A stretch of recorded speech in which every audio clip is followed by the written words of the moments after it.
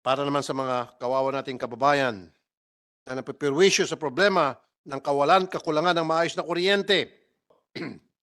Una, nalulugi ba ang gobyerno sa NGCP dahil 3% franchise tax lang? Ulitin ko po, 3% franchise tax lang ang binabayaran nito.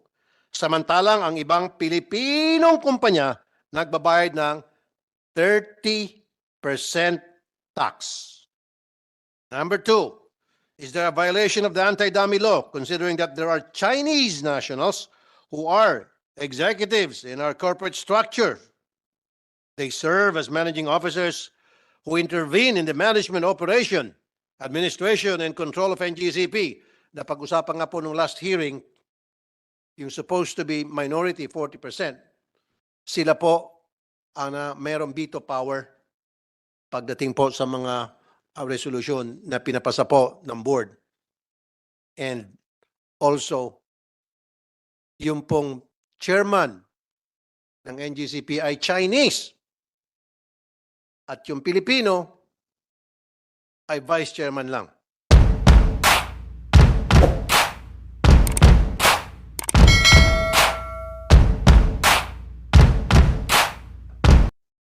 Later on, we'll find out why at bakit nangyari yung ganon, klaseng sistema.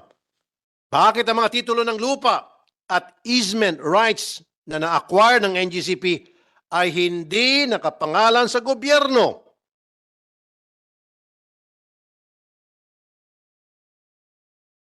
Or, how much of NGCP's profit are being declared as dividends to its shareholders and how little is being reinvested to ensure that no project will be delayed and that all provinces will finally be connected to the grid? Fifth, is our national grid really vulnerable to cyber attacks? And last but not the least, and does China have control over the Philippine grid's control system? Naniniwala po ako na ang NGCP ay makikipag-cooperate sa atin ngayon. Sana nga po. Napapanahon na para malaman natin kung ano nga ba ang sitwasyon at mga problema ng ating transmission lines upang mabigyan natin ito ng mga akma at konkretong solusyon. We need to make sure that our transmission grids are secured and protected. And we need to make sure that our energy sector is stable and that the supply of electricity in our country is continuous and uninterrupted. That's all from me for now. And Vice Chairman of this committee, Senator Win Gatchalian, do you have an opening statement as well, sir? Mr. Chairman, I support your statement. Mr. Chairman, you've outlined in great detail the issues that we need to tackle one by one. The other details might be quite complicated. Nevertheless, it's important to go deep into the issues that you laid out to determine whether the franchise that we have given NGCP warrants continuation, Mr. Chairman. So I support your statement, Mr. Chairman, and I'm here also to listen to our government agencies as to what happened to the audits that the Senate has given ERC, the NSC, to conduct audits on different aspects of the transmission operation. So it's important to get some updates, Mr. Chairman, because those are funded audits, and it's good to get reports from the government agencies. Yes, if I remember the last time that we have this hearing, and we requested from NGCP to bring in documents that would answer some of our questions, unanswered questions that weren't answered last time. So I would presume that those documents are in your possession now and you can share it to us later. For the meantime, Honorable Senator Risa Ontiveros, our Deputy Minority Leader, has a statement. Opening Yes. statement, ma'am. Yes, Chair. Salamat po. Magandang umaga po, Mr. Chair, mga kasamang senador at mga ginagalang naming resource persons. Minsan nang itinanggi ng NGCP na hindi kayang targetin ng anumang foreign entity tulad ng China ang power grid ng Pilipinas. Pero dahil na rin sa mga kapabayaan tulad ng delayed projects at madalas kawalan ng pananagutan ng NGCP, hindi naman maiiwasan na magduda o magtanong tayong mga consumer. Paano hindi tayo mag-aalinlangan? Kung sino na ang network operator, siya na rin ang system operator. At ang malala dyan, 40% ng NGCP ay pag-aari mismo ng China. Kulang ba sa pondo ang NGCP? Pero lumilitaw sa financial records nila, hindi naman dahil galante nga sa payout ng dividends at paggamit ng pondo for non-power related expenses like ads and entertainment. Magkano na ba ang latest sa payout of dividends nila? Ang nais ko pong puntuhin ngayong umaga, Mr. Chair, alin na ba talaga ang mas makabubuti para sa ordinaryong Pilipino para makamit natin ang isang abot-kaya at sapat na supply ng kuryente? Ilan sa mahalagang tanong ko mamaya ay makabubuti ba, lalo na laban sa mga banta sa labas ng bansa, na magkaroon ng isang independent at nationalized na system operator? Nariyan ang Transco na handang sumalo sa NGCP. Hindi kaya't kung mapaghihiwalay natin ang papel ng transmission network operator at ng system operator, mas magiging malinaw ang seguridad ng grid operation. Anong mga technical na konsiderasyon kung sakali ang kailangan para dito? O may mga conflict of interest ba na humahadlang?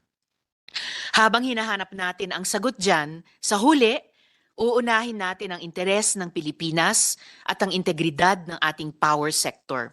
At sana, please lang, makahanap na tayo ng paraan na tuluyan ng ibaba ang presyo ng kuryente. Sapat at maaasahan ayon sa ating pambansang interes. Salamat po, Mr. Chair. Thank you, Senator Rizal Ontiveros. I would like to acknowledge the presence of Senator J.B. Ejercito. Senator Ejercito, do you have a opening statement? Thank you, Mr. Chair. Anyway, this is the continuation of our hearing. I'll just be here to listen. And likewise, Mr. Chair, just to take note, EPIRA law was passed 2001. 22 years after its passage, the intention was really to encourage competition and bring down the prices of electricity by encouraging competition. Ang nangyari po, Mr. Chair, natuloy po ang privatization ng Napocor power plants, the transmission, and others. Natuloy po ang privatization. Ang hindi lang natuloy, yung pagbaba ng presyo ng kuryente. So probably, Mr. Chair, it's about time also that we think we consider already review of EPIRA as a whole, and likewise audit, conduct a performance audit on the different entities, including NGCP, whether they perform up to par. And more than anything, again, I share the view of Senrisa. It's more than the performance, it's a national security issue. So we're just here to listen, Mr. Chair. Thank you. Thank you, Senator JV. Tama ka dyan. Napapanahon na para reviewin itong EPIRA law at itong kinakailangan amendahin ang ilang mga provision dito na hindi pabor para sa taong bayan, para sa ating bansa, kundi pabor sa ilan. At tulad dyan, isa na dyan ay yung para sa NGCP. Akalain mo, lahat ng Filipino companies ay nagbabayad ng 30% sa buwis, sa BIR. Itong NGCP, 3%. What's so special about this company? Bakit naging special itong NGCP? 3% lang ang pinapayagang ibayad nila para sa kanilang franchise tax. Although this was an act of Congress, pero still, hanggang ngayon, hindi ko talaga maisip, akalain, na 3%, sobrang special treatment ang binigay dito sa NGCP. Ang tanong, sa magkanong halaga? Bakit? Mr. Chair, dagdag ko lang. Yes, Yung EPIRA mukhang ipinera. yun! Thank you. Ipinira at naperahan tayo. God knows who did it. Siguro. Anyway, medyo napapaliw tayo ng konti. Pero bago ang lahat, first things first, ang gusto ko pong talakayin, ito pong nakakalungkot na kaganapan sa Samal Island sa Davao. na kung saan nadeklara na po ng kanilang LGU na state of calamity yung lugar na yon dahil po sa frequent brownout. So yan po muna ang first agenda natin ngayon. Ano po ang nangyari doon sa Samal Island? Ano po ang pinakasitwasyon? At ano po yung mga planong ginagawa natin mga kinaukulan? Maybe the first agency that I need to talk to is the NEA. Meron man taga, yes, Attorney Rosan Rosero Lee. Ma'am, ano na ang pinakasitwasyon doon? Yes, good morning, Mr. Chair and the members of the Committee on Energy. Good morning and to all my co-speakers. Mr. Chair, I have been in constant communication this morning with Nordeco, which is the electric cooperative having franchise over the island garden of Samal. They have, accordingly, they have sent their briefer to your staff, but just the same, they have conveyed that to date, the project, the submarine cable project of Nordeco has posted 85% accomplishment as the implementation was accordingly greatly affected with the pandemic. Nonetheless, Nordeco is working all it can to complete the Pantukan Samal grid connectivity by June 30 of this year. And the reason for the temporary current power crisis is because the demand in Igacos now is 9 megawatts. Okay. The total installed capacity is 9.962 megawatts from MGC, ILPC, and 3 megawatts from Nordeco. At present, the available power for dispatch is 6.12 megawatt. 2 generator sets from Nordeco are down, and 1 generator set from NGC is down. Hold on a And that minute, goes- Attorney Rosalie. Yes, So ang requirement ngayon sa Samal Island is ay 9 9 megawatts. megawatts. Pero ang naibibigay lang ay 6.1 megawatts. Yes. So bakit ganon? Hindi ba napaghandaan ito ng Nordeco at kayo po dyan sa NEA, hindi niyo po na-monitor na, hey, lumalakas yung pangangalakal o negosyo dyan sa lugar kasi nagiging tourist destination na itong Samal Island, marami na mga nag-open ng mga business establishments. You should have foreseen this. At Yeah. sana itong Nordeco gumawa ng paraan na para ma-provide itong exactly what the Samal Island needs, which is 9 megawatts. Bakit 6 megawatts lang at hindi sa yung kulang na 3, ba't hindi po napunuan? Accordingly, Mr. Chair, Nordeco is securing additional 2 megawatts modular gensets which are set to arrive on May 26. Set to arrive on May Yes, 26. So and- for the meantime, hanggat di pa nag-arrive yun, brownout muna. Tiis-tiis muna sila. That is the necessary consequence, Mr. Chair, of Okay, is the there any shortage way? in Yes, the I understand. capacity. So is there any way na para mapunuan itong kulang na 3 more megawatts or 2.9 Two. megawatts? To Nandito ba yung Nordeco? Nordeco. joining online. Online Nordeco. Where's Nordeco? Good morning. Northern Davao Electric Cooperative. Okay, I can see you guys on screen. Nordeco, good morning Yes, to you po. guys. Good morning po, Mr. Chair. Senator Nordeco. Rafi po, good morning po. Kay Okay. Senator Win Gatchalian, kay Senator Risa Hontiveros, and kay Senator JV Ejercito. At sa lahat po na nandito sa Senate Committee hearing, magandang umaga po sa lahat. Nordeco, kasasabi lang po ni Attorney Rosero Lee ng NEA na by end of May pa makakagawa kayo ng paraan para mapunuan yung kakulangan ng 9 megawatts, 3 megawatts. So for the meantime, brownout muna. So ang tanong ko, wala kayong maibibigay na solusyon ngayon? Matigil na muna yung brownout na yan? Kayo pong gumawa ng problema yan, kayo pong dapat ang gumawa ng solusyon agad-agad. Yes po, Senator Rafi po.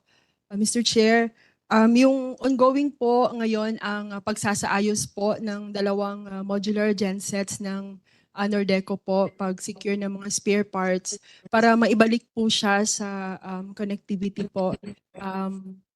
While at the same time, darating yung additional na 2 reserves na modular generator set po this coming Friday po. This coming Friday.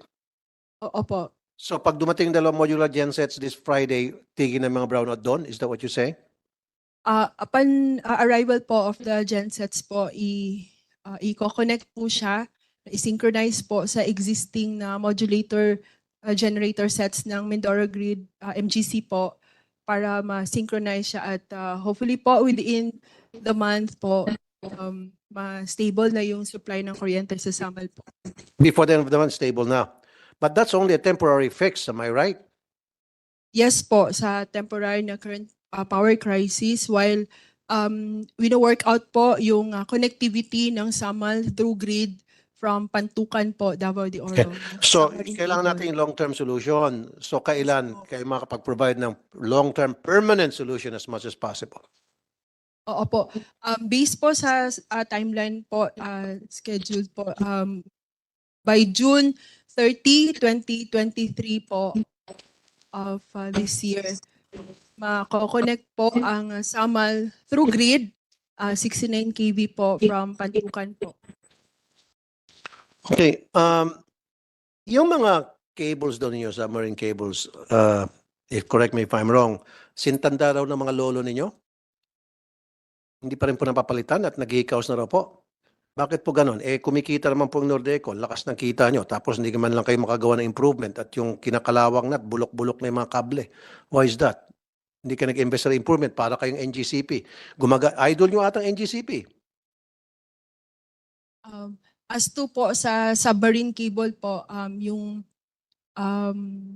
connectivity ng Samal po from the start until December 25, 2022 po is yung 13.8 kV na submarine cable na connected po sa Davao City po na substation ng DLPC po.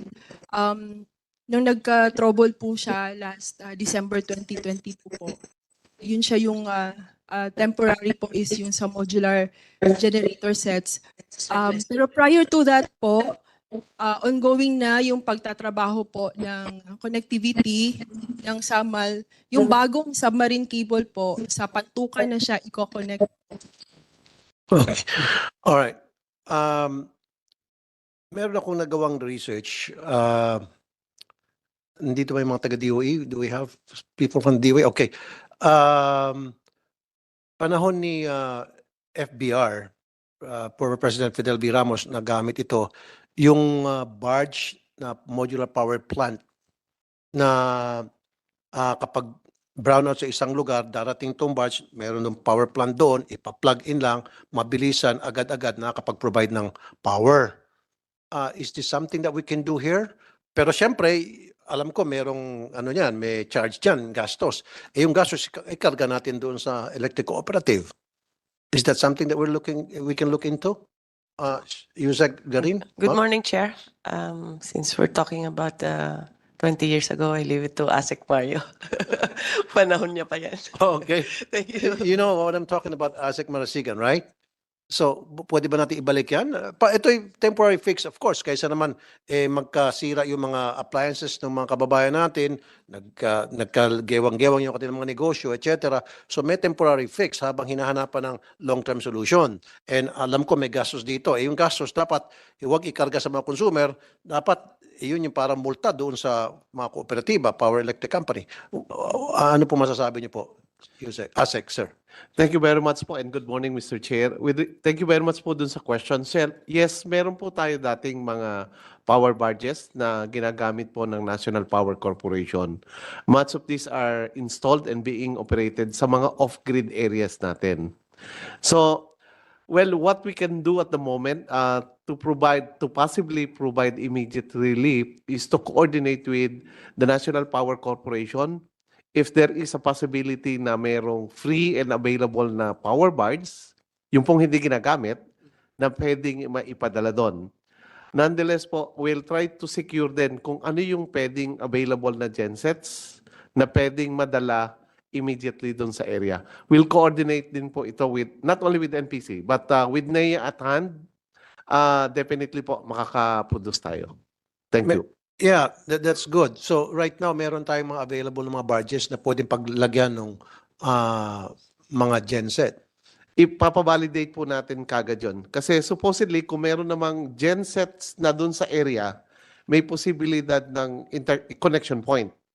Ang kailangan lang po nating malaman kung meron pong available at libreng madala sa Igacos. Meron ako na research, and I'm not gonna mention any company, I'm not gonna endorse any company. Foreign companies na meron silang mga barko na serves as power barges na for a fee. Sila yung magpupuno ng kakulangan ng power sa lugar na gusto natin mapunuan. At yung mga barges nila ay unlimited. At kung saang probinsyang kailangan natin na noon, sila makakarating agad at kukonect dun sa probinsya na kailangan ng elektrisidad. And then bingo. And how's that? Yes, thank you very much, Mr. Chair. We'll definitely look into it din po kung merong mga available nga pong budgets, including those at the hands ng private sector kung pwedeng matap. Thank you. Thank you po. Nordeco, si Senator Bongo nagparating sa akin na he wants to say something. Nandito sa Palawan din. Bobombahin kayo ni Senator Bongo. Hintayin niyo yung... Senator Bongo, are you online? Okay. Okay. So, Nordeco, unless kung may katanungan yung mga ibang kasamahan ko, okay. So, what you're saying now to us, yung kalbaryo ng mga consumer ninyo matatapos na before the end of May, tama? Yes po, Your Honor. So, Yes po, maging regular na po. Chair. Wala na pong power interruption, regular na pong electricity flow doon. Yes po, Mr. Chair. At kapag hindi, ano pong gagawin namin sa inyo, Madam?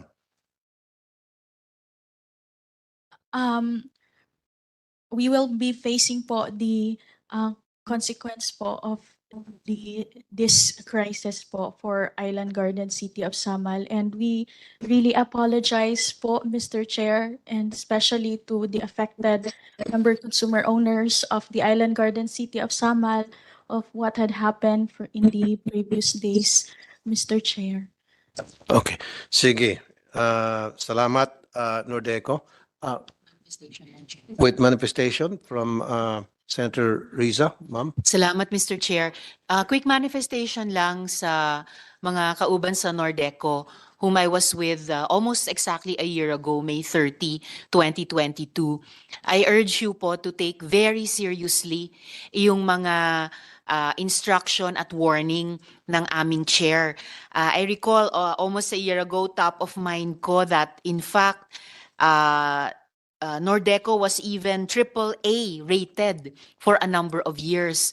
Ibalik niyo po sana yung ganyang level of performance in this current crisis and moving forward para lalong ma-secure yung papel at yung lugar ng mga electric cooperatives sa energy future ng Pilipinas. Pati sa konteksto ng kung aamyendahan or ire-repeal or papalitan yung EPIRA. Yun lang po. Dagan salamat. Salamat, Thank Mr. you, Chair. Senator Riza. Senator Win. Thank you, Mr. Chair. And I also agree that Nordeco should heed the stern warning of our chairman. Hindi na po bago ang Nordeco sa problema. Nordeco is the defunct Daneco, if we all remember. And Daneco was the electric co-op that brought tremendous pain to the franchise area of Nordeco now. Ngayon lang ako nakakita na yung mga mayors, mga LGUs are the one pushing to relieve Nordeco of their franchise. If you remember, Senator Risa, Davao Light and Power expanded their franchise to take over the franchise area of Nordeco. And the reason for that is because the LGUs themselves were clamoring for Davao Light and Power to take over. Specifically, Samal Island. I talked to the mayor of Samal Island personally. And in fact, nagmamakaawa siya na payagan ng Davao Light and Power to take over. Alam ni Mario yan, no? And even though I don't agree with the mode of taking over, but I share the sentiments of the member consumer. Kung nakaka-experience sila ng brownout on a daily manner, they have all the right to clamor for the takeover of Davao Light and Power. Naging blessing nilang for the Nordeco na veto to ng ating Pangulo, no? Because of technical reasons. But the clamor remains the same. Kung may power crisis dyan na-experience ng Samal Island, we cannot blame the member consumers in Samal Island to clamor again for Davao Light to take over. So, ang bottom line dito, we can come up with many reasons. Genco kulang, sira yung supply. But ang pulot dito, ang kausap na member consumer ay Nordeco. Hindi naman yung Genco ang kausap nila eh. So therefore, Nordeco really needs to shape up. Pag pumasok ulit dito, Mr. Chair, yung expansion ng Davao Light and Power, lalabas na naman yung performance ng Nordeco eh.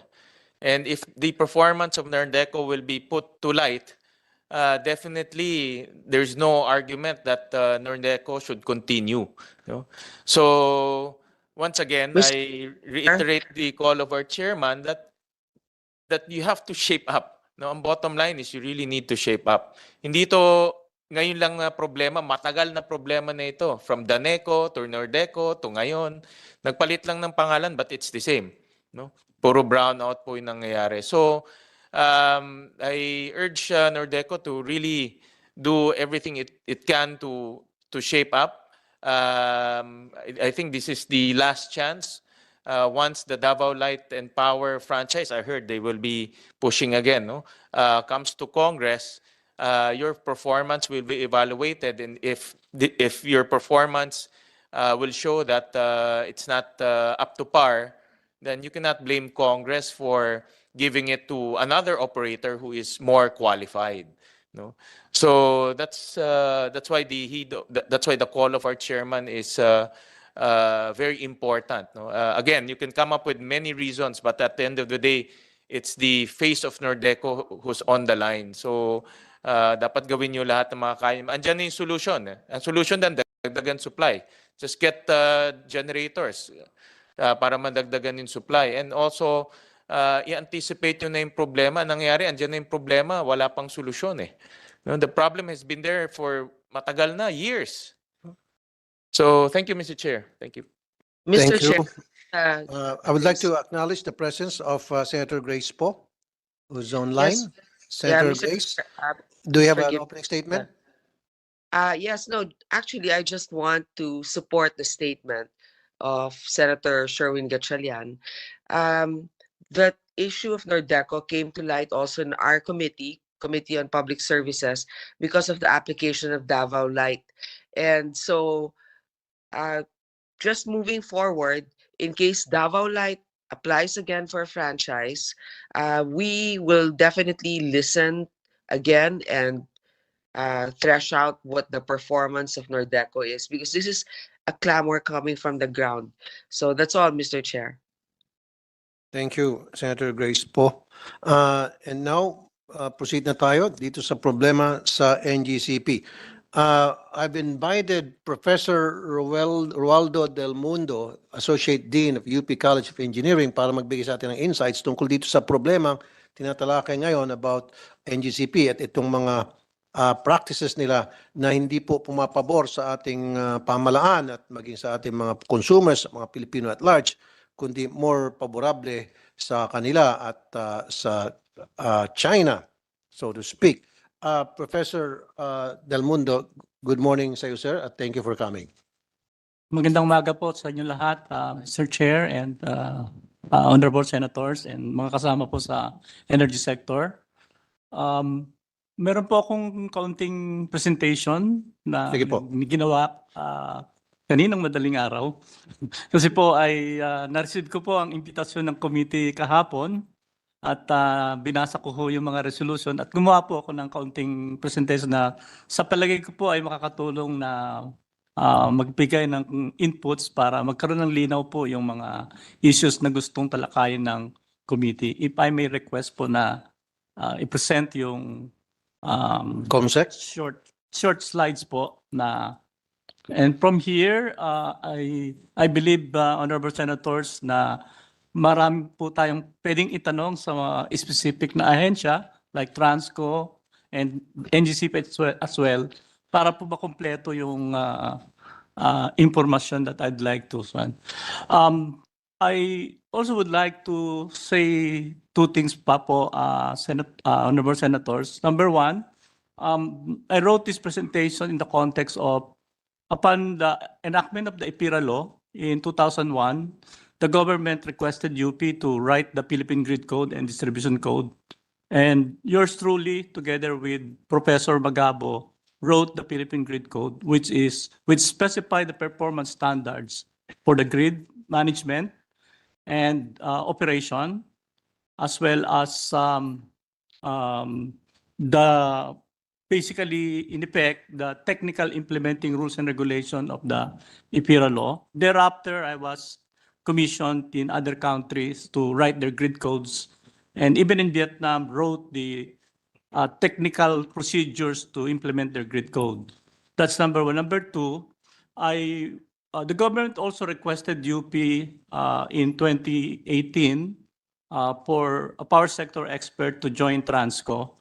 And I was seconded by the university and served as vice president for the concession contract management of Transco for around a year, between 2018 and 2019. Thereafter, I served as technical advisor, special assistant to the president and CEO of the Transco.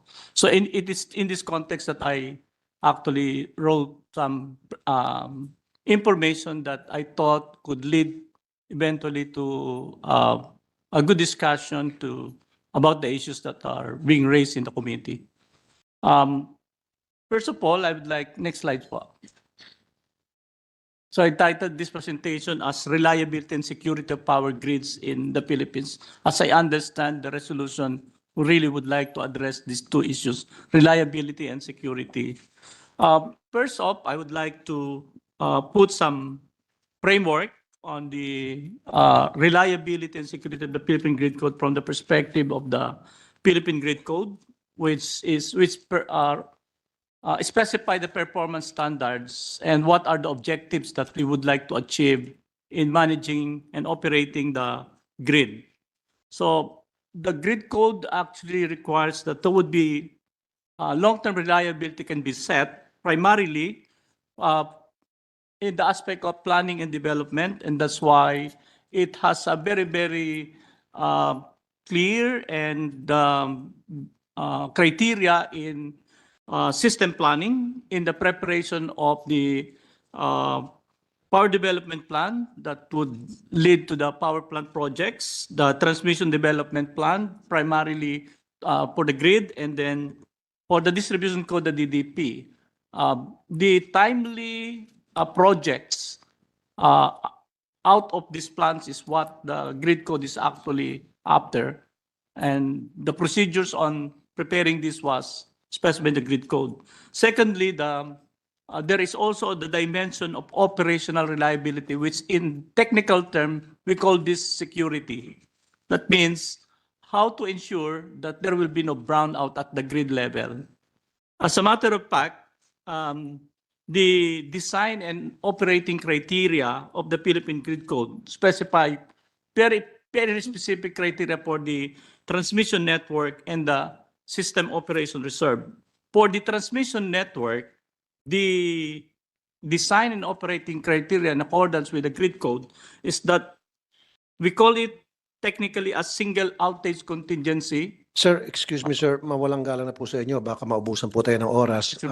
Baka naman po pwede tayo dumiretso na agad. Ano po yung nakikita niyo mga problema sa NGCP, sa present setup, na kung saan, yun nga po, pwede ma-compromise po yung ating national security at yung ating gobyerno ay luging-lugi sa arrangement na natatanggap ngayon ng NGCP to the extent na nagkakagewang-gewang na nga po yung kanilang trabaho dahil hindi po nila nagagawa yung kung ano yung nakalagay sa kanilang kontrata, which is dapat a certain percentage, dapat malaking amount mapupunta po sa redevelopment, and they're not doing that dahil mas concentrated sila doon sa dividendo, etc. So ano pong comment niyo tungkol doon, Professor Del Mundo, sir? Thank you po, Honorable Chair. Unahin ko po muna, Chair, yung performance sa Okay. transmission development at saka po doon sa security and grid in terms of the operating reserves that led to the brownouts as a main team. So, pwede pong pumunta tayo sa susunod na slides. Dahil sinasabi ko nga po na sinasabi ng grid code na ang criteria po ay there should be no brownout at the level of the grid. Ito po namang datos na ito, galing po ito sa monitoring ng Transco. Pinapakita po dito yung kung ilang beses po nagkaroon ng load dropping from 2011 to 2020. The data that I analyzed was actually from 2009 to 2021. I believe Transco has been updating this information, and they may be able to share up to the updated up to the very recent information.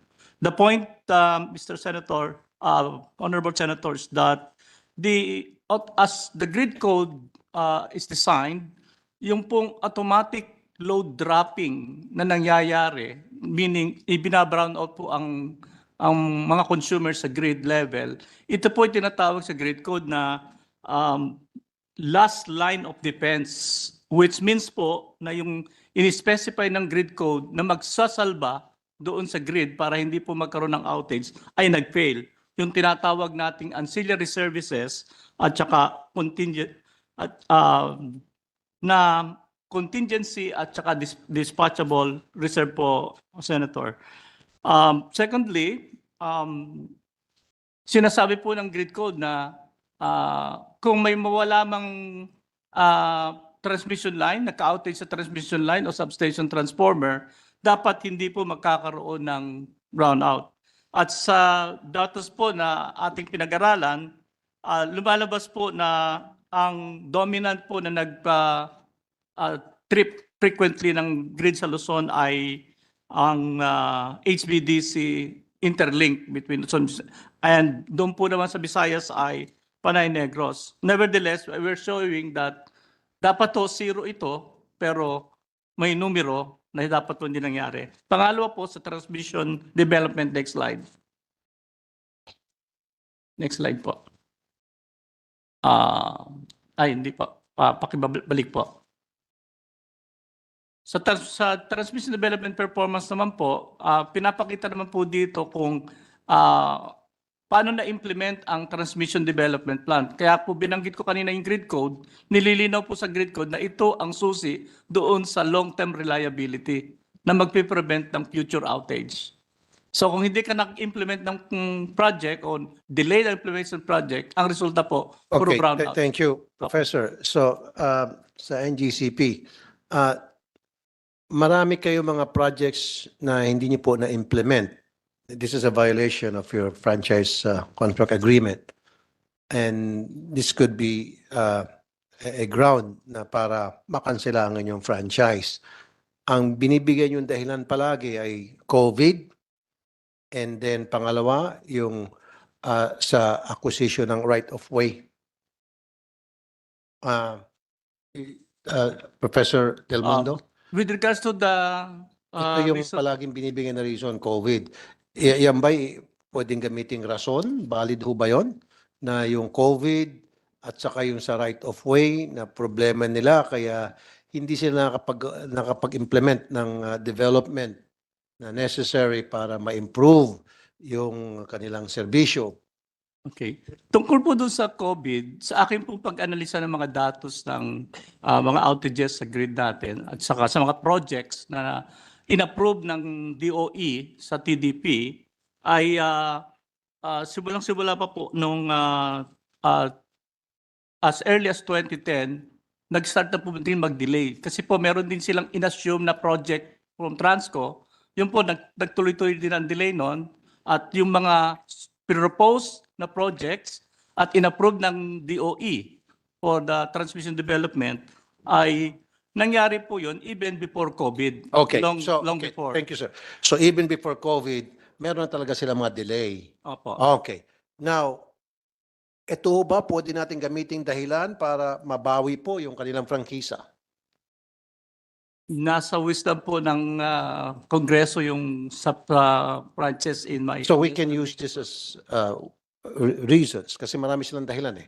Na Pwede ko pong masabi ay ang grid code framework po sinasabi na ito ang ating objective, ang ating criteria, dapat po hindi magkaroon ng brownout at ito ay hindi dapat nakaka-brownout doon sa paggawa ng transmission okay, development. isa na nga po yun, palagi nagba-brown out. Okay. Dahil sa kanilang kapabayaan. Number two, of course, ba't nagka-brown out? Eh, hindi po na-implement yung mga projects nila na para gaganda po yung serbisyo. So what I was asking you kanina, so pwede po itong gamitin na reason para mabawin ka ng prangkisa. Sabi mo, it's an act of Congress. Well, that's good. Para alam na namin kung ano yung gagawin namin susunod na hakbang. Now, my question to Transco and DOE and ERC, kayo po ay gumawa ng performance review against NGCP. Ano po ang resulta? Ano po yung inyo pong naging kalalabasan ng ginawa niyong performance review sa NGCP? Thank you, Mr. Chair. The DOE has asked for an audit of the NGCP, but for time immemorial, the stance of NGCP is that only ERC can impose an audit on NGCP because it's the only regulator recognized under the franchise and concession agreement. But nevertheless, Mr. Chair, our assessment of what are the projects that should be delivered already, based on just on the three na lang, Mr. Okay. Chair, the major, which is Hermosa San Jose. This was supposed to be delivered, or the target date was June 2019. And now it has been moved to July 2023. But this has been a series of movements because this has been moved 5 times already, Mr. Chair. And the reason why they keep moving it? Right-of-way permits, and also there's a technical construction also, Mr. Chair. That has been a problem. Is that a valid reason, yung right of way? Para may move nila from June 2019 to July 2023. Who knows, baka mamove pa to sa September 2055. We have been working with NGCP and helping them with the right-of-way and permit, Mr. Chair. Ito nga sinasabi ko sa NGCP, palaging right of way. Kung baka naman binabarat nyo yung presyo sa lupa na gusto nyong bibilhin, kung gusto nyo talaga ma-acquire yun, then give them a good price.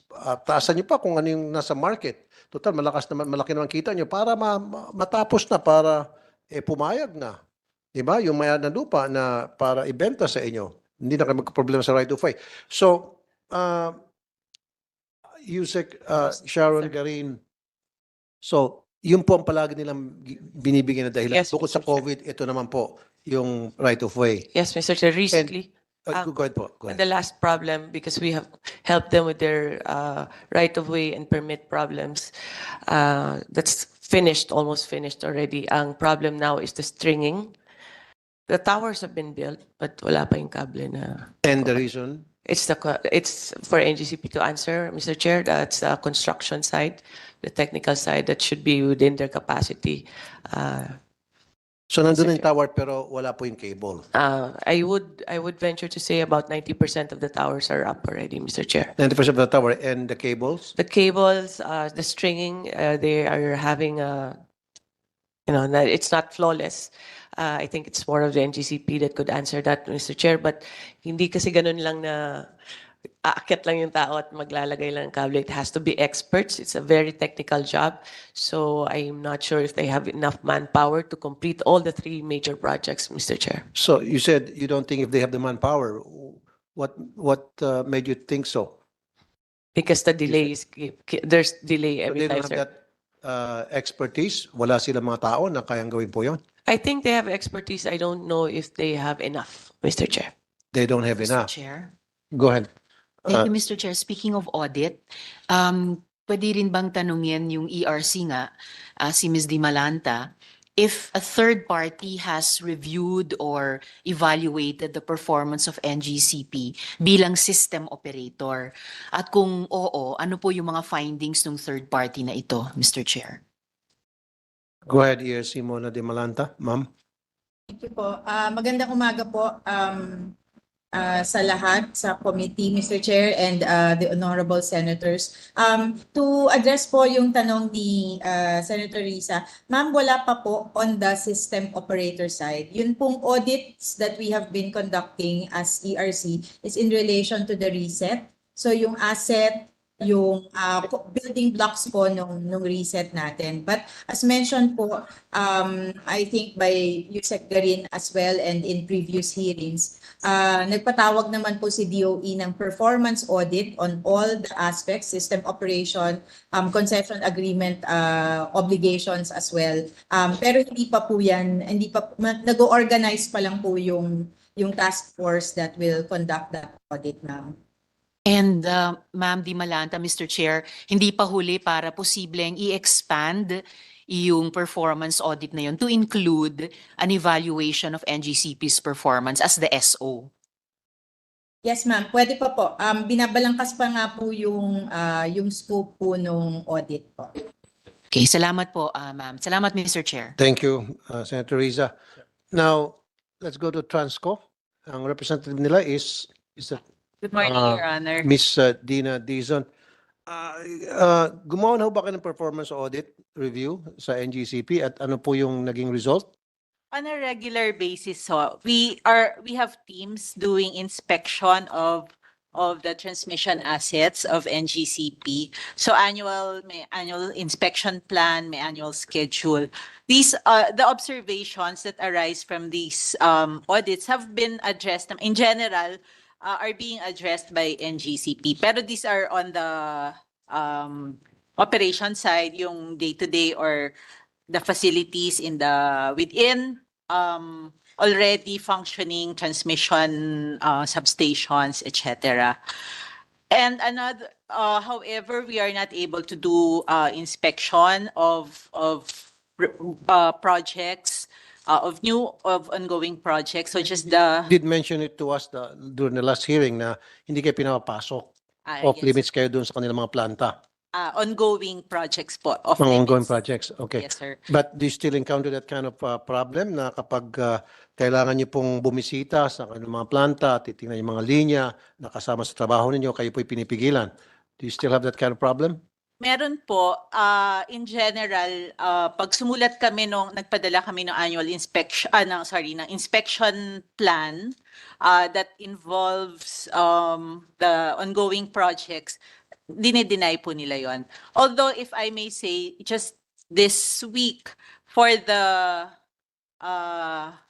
Visayas-Mindanao interconnection, we were allowed, but mainly it was through DOE. It was a joint DOE and Transco inspection.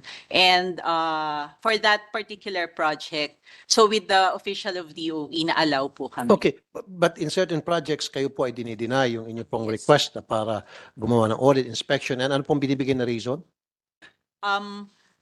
They do not consider the ongoing projects as already part of the transmission assets. So parang technically speaking, we are allowed under the concession. This is the position of NGCP in general, that we are in the concession agreement, Transco may do inspection of transmission assets.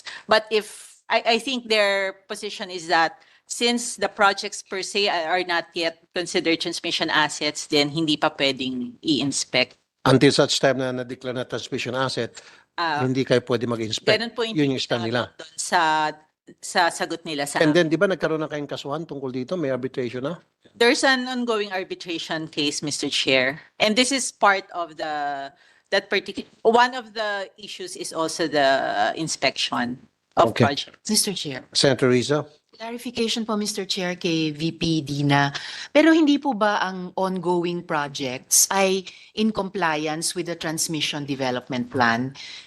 Yes, that's correct, ma'am, Your Honor. So, kung ganun, kung hindi Transco ay authorized na i-inspect yung progress, yung eventual completion ng mga ongoing projects in compliance with the TDP, sino ang supposedly may karapatan na mag-inspect nun?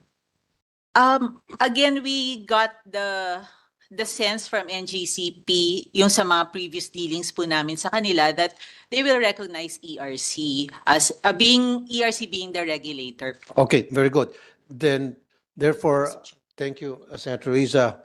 I'll go back to ERC Mona Di Malanta. Sabi niyo po kanina na ongoing na po yung preparation ninyo para sa paggawa ng review. Meron po kayong, is a task force, did you say it, na para gumawa ng inspection. Meron po ba tayong timeline para dito? Mr. Senator, wala pa po yung para po dun sa performance assessment. Pero yun pong mga audits on the project completion, for example, yun po tapos na po. And we shared with the Commission on Energy, Mr. Senator, the reports already by our consultants on those ones. But on the performance po, we're waiting for, nagko-coordinate po kami with DOE on the timeline. Bakit po matagal? At saka I'm really interested, ERC, doon po sa delays sa kanilang mandato na dapat magkaroon po ng connectivity, maraming connectivity, mga linya na hindi naman nila nagagawa. So, kumusta naman po yung ginawa niyong performance audit tungkol dyan? Yan pong sa project completion, Mr. Senator, tapos na po yan.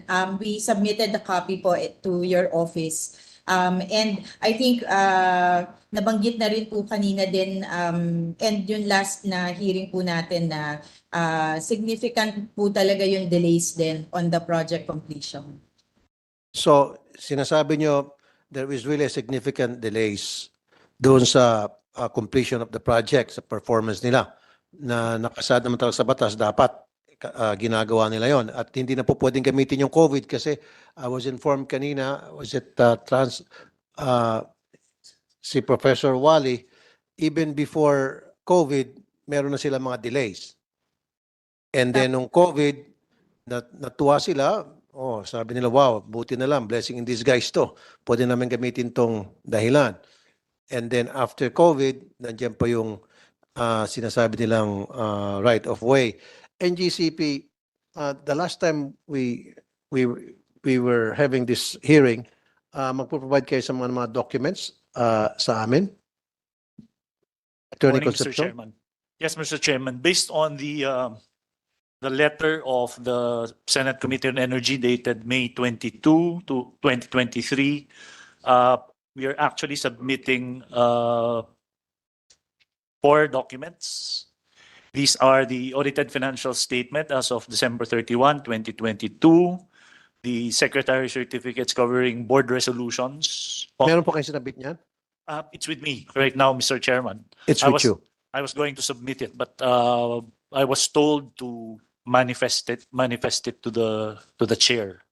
Mr. Okay. Chairman. So since meron ka ng dokumentong hawak mo at hindi ka na po pwede magsabi na I will still get the permission of the board, magkano po yung, let's pick a year, 2019, magkano po yung kinita ng NGCP, magkano po yung napunta sa development at magkano po yung napunta sa dividendo?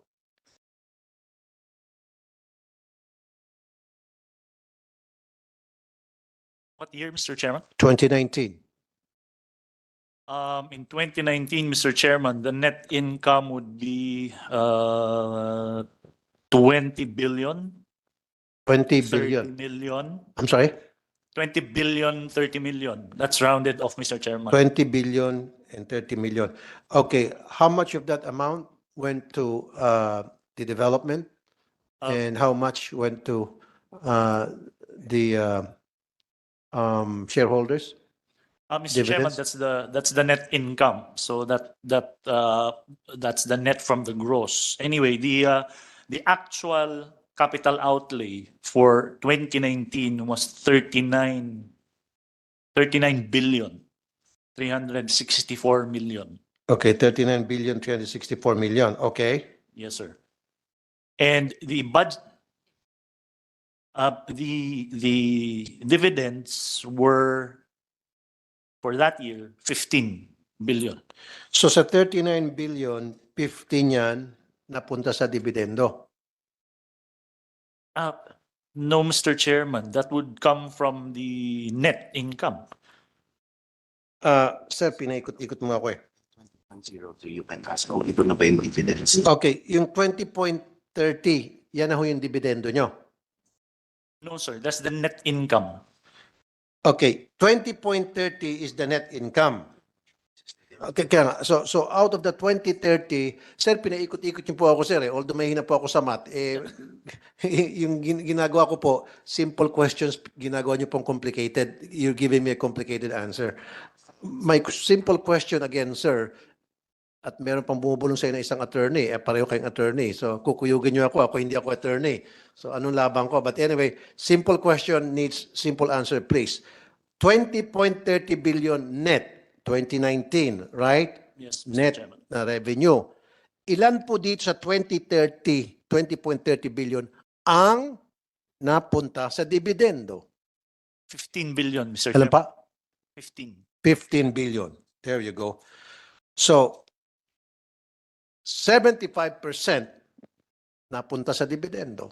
This is what I'm talking about. Ito yung sinasabi ko noon pa, na mas malaki ang napupunta sa dividendo kaysa napupunta sa development. I-reinvest nyo for development. Only in the Philippines na for profit ang transmission. It should not be for profit. Maliwanag pa sa sikat ng araw na tumibitiba-tiba yung mga may-ari nito. And napunta lang 25% para sa redevelopment. Kaya pala, hindi nyo makomply-comply yung nakalagay sa inyong kontrata na mag-invest kayo sa connectivity at nagpapalusot na lang kayo COVID, puro COVID. Pinatay nyo na maraming beses COVID. Mr. Chairman. And then after COVID, yung right of way. So see, 25% lang. 75% napunta na sa hati-hatian. Mr. Chairman, may I clarify? Yes, sir, attorney. In 2019, our actual capital expenditures was 39 billion. Outlay, sorry. In fact, our budget for that was 36 billion only. Sir, So- sir, you're making things complicated. No, sir. Yun lang po, sinagot mo na sir 20 billion po yung net. Di ba sir? You're being too technical. Ito lang po, 20 billion po yung net. Ikaw nagsabi 20 billion, 0.30 million. Okay. Out of that amount, 15 billion pinaghati-hatian na ng mga shareholders. Tama? Mr. Chairman, what I was going to clarify was that the capital outlay actually does not include only the they include different sources. In other words, may utang din po dito na niloan namin sa bangko which we poured into our projects. So if I know, sir. I know. May utang kang utang. Dapat ngaran. Come on, sir. Ang sinasabi ko dito, example lang, 20 billion, ulitin ko na agad for the end time, 20 billion ang kinita. Okay? Huwag natin pahabaan pa ito, sir. 75% na po sa dividendo. Tapos sige, meron kayong mga binabayaran. I don't care about dun sa binabayaran ninyo. Kung meron kayong binabayaran, dapat bayaran ang dapat bayaran, so to speak. Pero dito, maliwanag, doon po sa mga natanggap namin na info, palagi na year in and year out, for so many years, mas malaki po ang napupunta sa dividendo, paghatian ng dividendo, kaysa sa development. Na natitira, tulad nito sa sample, nag-pick ako ng year, 2019, kaysa mapupunta doon sa development. Now, let me pick another year. Mr. Chair. Excuse me, how about 2017? Magkano po yung net income at magkano po yung napunta sa dividendo at magkano po yung naiwan? 2017 net income was 20.6 billion. Okay. Dividends was declared at 19 billion. 20 billion, 20.6 billion ang net, and then 19 billion sa dividendo. O ano yan, 99%. napunta sa dividendo. Go ahead. Yes, Senator Mr. Chair, I just wanted to follow up questions about the figures for 2019. Attorney Concepcion, nabanggit nyo nga yung capital outlay. So yung capital outlay ninyo nung 2019 ay 39 billion plus at yung net income nyo nung taong ding iyon ay 20 billion plus. Isn't that as even by industry standards, hindi ba stunning rate of profit yan, 51%? So just showing how profitable the business is, Mr. Chair. Mr. Chairman, in fact, since NGCP is a regulated entity, our revenues are capped. We cannot even go beyond what the ERC prescribes. And So- you are capped at what level or what percentage, attorney? I'm not very sure, Madam Chair. Pero yung ganitong 51% net income as compared to the capital outlay, pasok pa ba yon dun sa regulated cap per ERC? Yes, ma'am. Yes, ma'am. Stunning, amazing.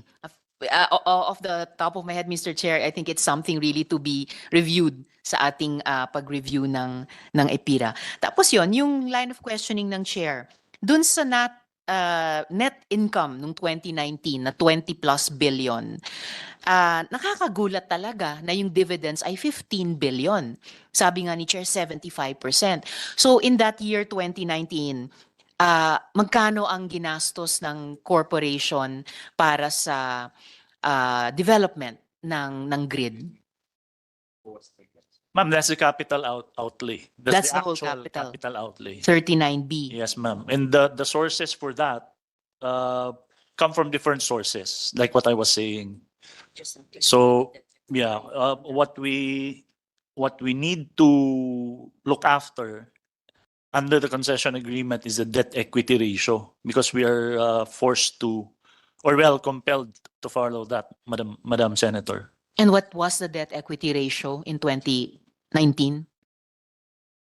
I'm not with that information, Madam Senator. Well, maybe you can come back to the committee on that also, We will. aside from the 4 you're submitting already to the chair. So please return to the questions of the chair for the year 2017. Thank you, Mr. Chair. Thank you, Senator Riza. So, noong 2017 po, 20.6 billion ang kinita po net. And then of the 20.6 billion, 19 billion po ang napunta sa dividendo. At meron kayong binabanggit na capital outlay, magkano po for 2017? For 2017, Mr. Chairman, it's 22.8 billion. 22.8 billion. Okay, still lumilitaw na talaga malaki yung ang napupunta sa dividendo. Di ba? Isa na naman po. Let's try 2015. 2015, the net income is 22.5. Dividends were declared at 21. Dividends 21.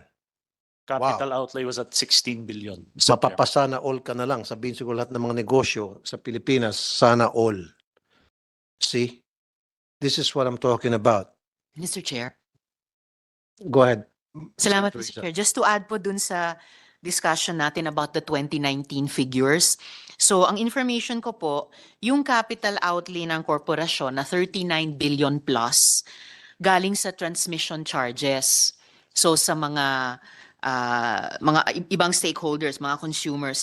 At kasama dun sa transmission charges, yung WACC, yung weighted average cost of capital, which at 15% ay mas mataas kesa sa WACC ng ibang grid operators kahit dito sa region natin. If I remember correctly, almost double the WACC in other Southeast Asian countries. So for the record, Mr. Chair, now as I appreciate it, we're not just talking about abstract numbers here, pero kailangan talaga nating ikumpara.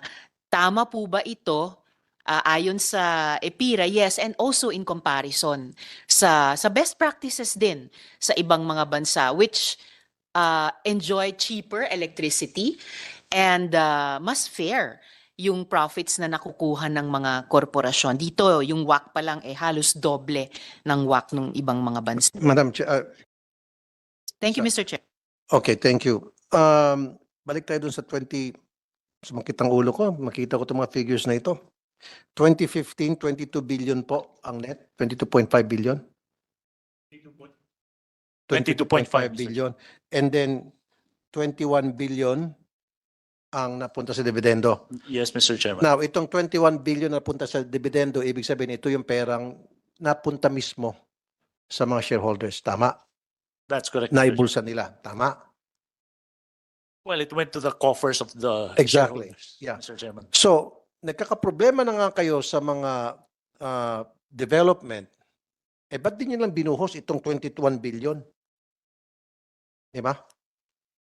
Nandiyan yung nagsabi mo, may problema kayo sa pera dahil sa development, nagkakaproblema doon sa right of way. Ba't di nyo lang binuhos yan?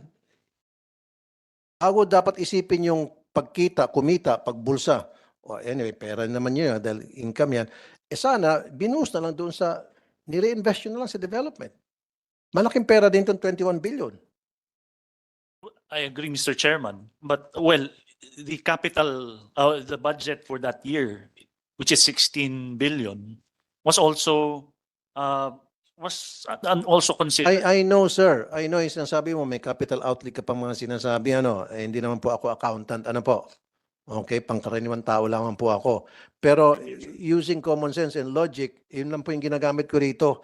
21 billion po, 99% mahigit ang kinita po sa dividendo. Nasabi niyo po, napunta po sa mga shareholders.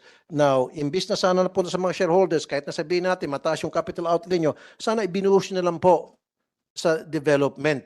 Pagbili po ng mga kagamitan para doon po sa connectivity at kung ano pa po mga bagay na pwede nyo pong magamit itong bilyones na ito. Tulad doon sa right of way na nagkakaproblema po doon sa pag-acquire sa lupa ay siguro dahil mababa po yung presyo na ino-offer ninyo. Pwede nyo po siguro taas-taasan yung presyo. Sino ba naman may-ari ng lupa ang tatanggi kung mas mataas sa market value ang ino-offer nilang presyo sa pagbili ng lupa?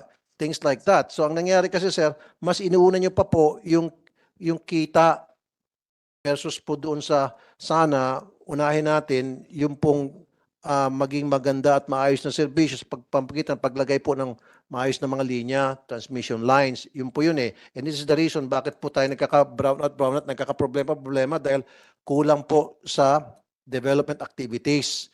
Yun po yung pinupunto ko rito. Now, gagamitan mo ako ng mga capital outlay. Of course, hindi ko masyado gets yan. Pero ang gets ko, malaki ang kinikita po ng inyong mga shareholders. Okay, isa na naman po talaga. Para sa kalaman ng mga nanonood ngayon, 2015, 99%. How about nung 2014 po?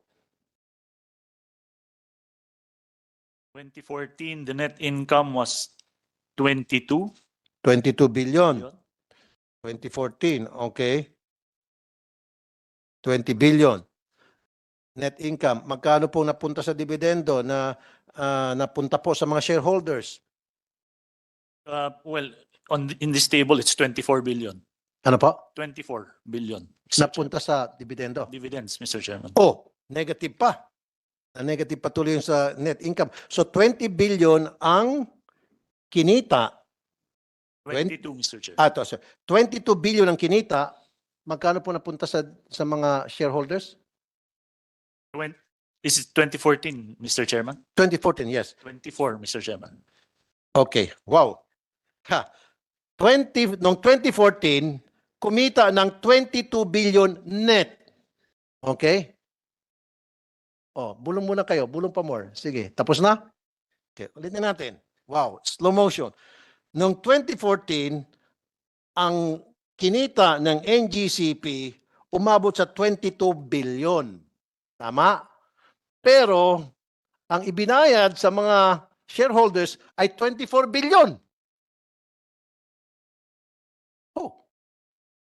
Ano to? Paano nangyari ito? Negative pa. Mr. Chair. Abono pa yung sa net. Mr. Chair, if I may. Yes, Attorney Albanza. Yes. Alabanza. Like you, sir, I'm not good in math, so I will just explain as best as I can how it was explained to us. Our profits or dividends are taken from retained earnings, which have accumulated over the years. So it's not a 1:1 po. Kung ano yung dineclare for this year does not necessarily come solely from the profits earned for that particular year. So accumulated po yan over the years. So the numbers may or may not match. Now, let me remind you guys, kayo dyan sa NGCP, huwag niyo po kami paglulukohin. Alam mo, ang nag-set up ng inyong mga linya dyan ay Transco. Dati naka-set up na yan. Gawa na yan. Pumasok na lang kayo sa eksena dahil sa IPIRA. Pagpasok niyo sa eksena, nagdala kayo ng mga experts na para i-manage yan, patakbuhin yan, and those experts even come from Transco. Lumilitaw na talagang wala kayong ginawa, pumasok lang kayo, siguro for whatever political accommodations there was, inilagay kayo dyan para kumita kayo. Gawa na po. Kumbaga para sa highway, the highway was already there. Complete. Kompleto. Compliments of Transco. Pumasok kayo doon, tapos gumawa lang kayo ng mga kunting kalikot, kumpuni-kumpuni, bingo, kukita na kayong bilyones. Tapos ngayon sabihin nyo, negative. Sandali lang, ma'am. Ngayon sasabihin nyo, kasi marami kayong mga gastos, kaya 2014, 22 billion ang kita, kaya kailangan 24 billion babawiin nyo. Hindi pwede.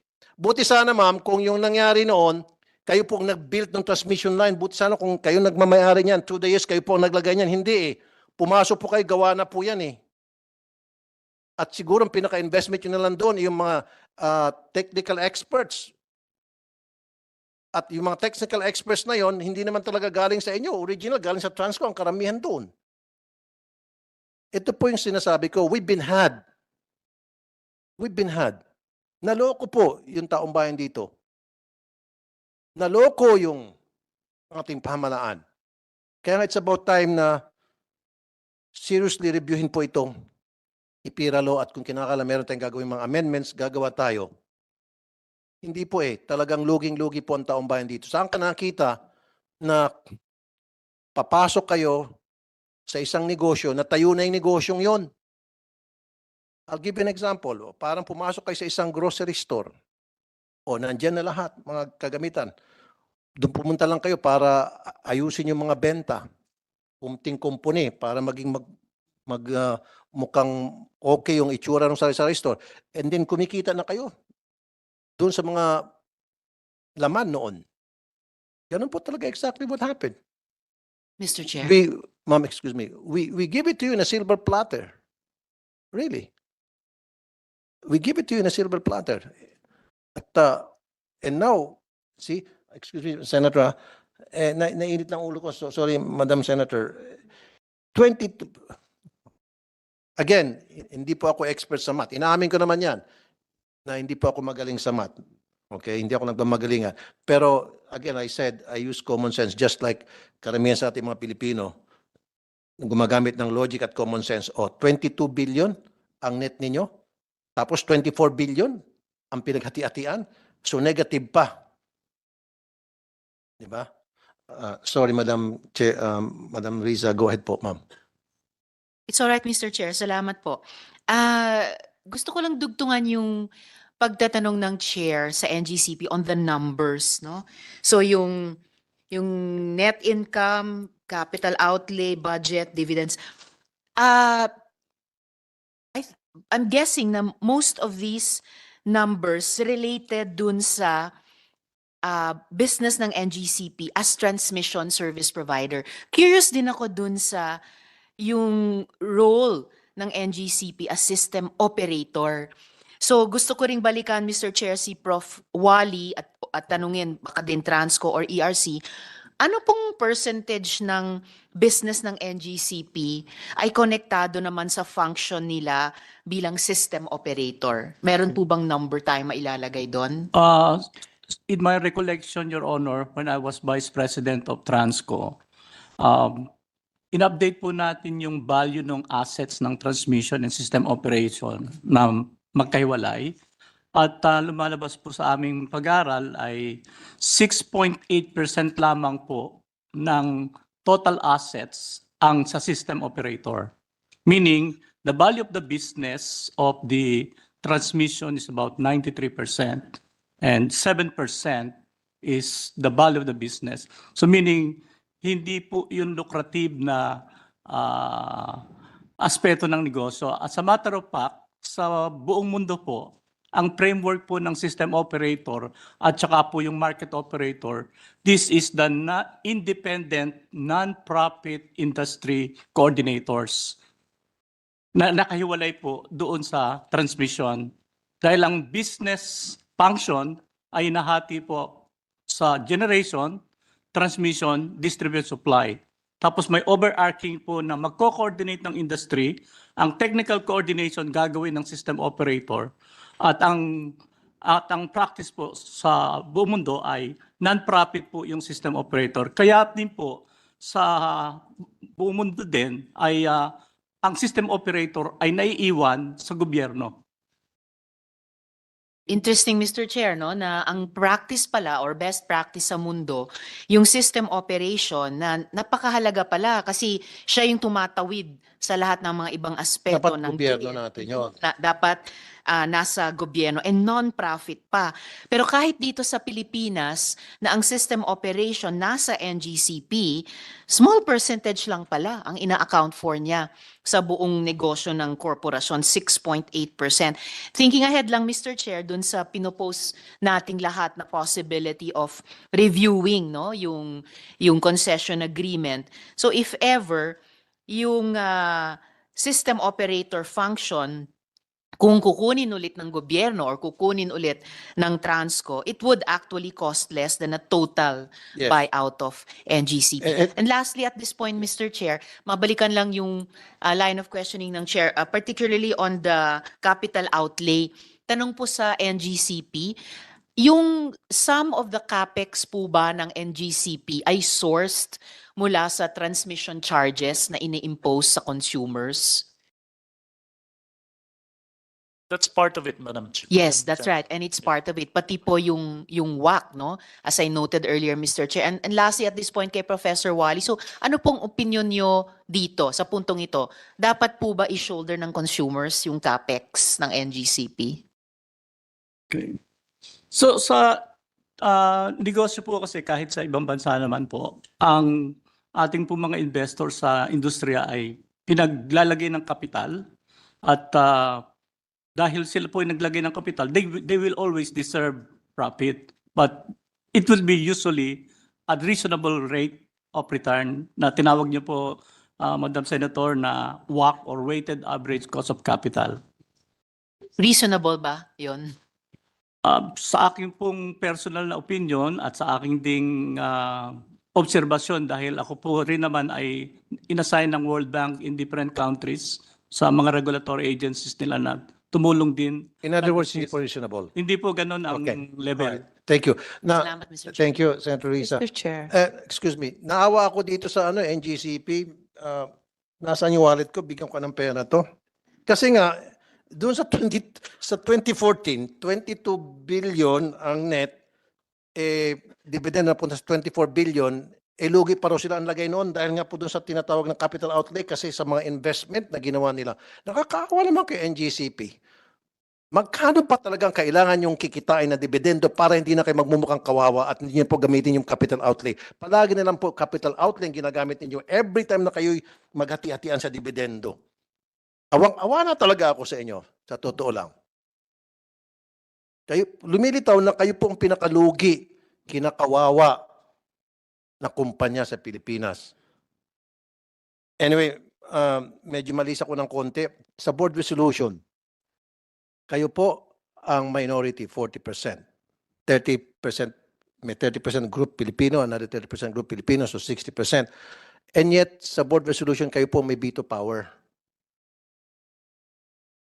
And then, isa pa po, may dagdag ko dyan, kailangan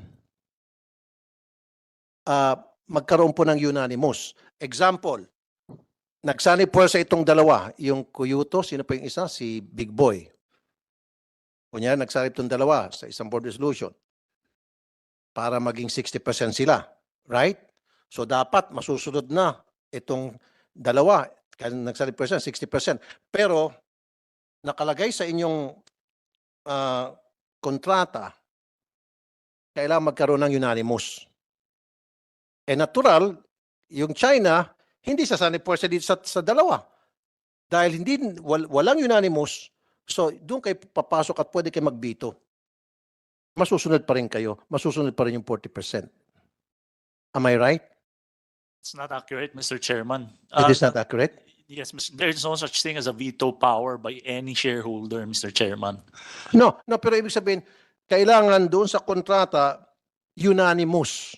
Mag-agree lahat. Not really, Mr. Chairman. It's not under the Mr. Chair. under the constitutional documents. A majority prevails. We follow that practice. It just so happens, Mr. Chairman, that Well, can you show me that documents na meron kayo? I'm sorry, Mr. Chair. Good, Senator. Naalala ko, Mr. Chair, nung nakaraang hearing, I wonder kung kasama na yun sa 4 na dokumentong ito-turn over ng NGCP sa Chair. Hiningi din po natin yung kopya nung, ano nga yun, yung shareholders or stockholders agreement sa pagitan ng majority at minority blocks. I wonder, Kaya Mr. nga- Chair, kung kasama Kaya na nga, yun. akin na yung shareholders agreement, pwede makita. Mr. Chairman. Hindi, hiningi ko yung last time shareholders Yes, agreement. we Where is it understand, now? Mr. Chairman, but Give it to us now. it's not in our submission today. Why not? Ah. Sinabi ko yung last time, tapos ngayon, it's not. Yes, Mr. Chairman. Naglulukuhan tayo, gaguhan na to. No, Mr. Chairman, no, hiningi ko yung last time. And you said yes. Mr. And Chairman. now, wala. Kasi nga, doon sa shareholders agreement na yan, doon mapapatunay na sinasabi ko ay totoo na kailangan unanimous. Kahit pa magsanib puwersa yung dalawang Pilipino, yung 30-30 maging 60% at hindi unanimous dahil hindi kayo sasang-ayon doon sa desisyon ng dalawa, kayo pa rin masusunod kahit na kayo ay minority. Saan ka nakita ng ganong klaseng sistema? Now, kung i-deny mo not accurate, akin na yung shareholders agreement. Give it to me right now. It's not with me right now, See? Mr. Chairman. Pero hiningi ko yun na last That's natin correct, hearing. Mr. O ba't hindi mo dinala?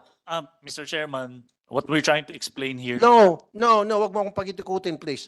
Ba't hindi mo dinala? Hiningi ko yun na last hearing. Yes, Mr. Chairman, because that document is under a subject and has been produced in evidence in our arbitration proceedings with Transco and PISAM before the Arbitration, so Mr. Chair. Naalala ko rin po, Mr. Chair, nung nakaraang hearing, tinanong niyo po yung kinatawan, yung resource person ng Transco ay, I think, if I'm correct, it was VPD na as well. Hindi po, I'm sorry ma'am. Iba pong resource person para sa Transco noon. And sinabi po ng Transco na oo, meron silang mga confidentiality commitment, pero kapag may ano ba yun, duly Consent. constituted authority, if I remember correctly the term, ang humingi nito, and the Senate committee is such, ay pwede po nilang isubmit, Senator Risa, Mr. Chair. if I remember the last time, kasi nga may arbitration, di ba? Sa Transco ang inyong kalaban doon. Now, pumapayag yung Transco na i-release yung document. Transco, papayag ka, yes? Yes? Pumapayag ng Transco, akin yung dokumento. Mr. Chair. Kasi under the agreement, kailangan pumayag yung Transco. Pag pumayag yung Transco with their permission, pwede nyo na i-release yung dokumento. That's under the arbitration agreement. Okay. No, Transco, pumapayag ka, tama? Ikaw, papayag, hindi. Well, Mr. Chairman, what we're going And I just say, papayag ka, hindi. if you issue a subpoena, Mr. Chairman. Okay.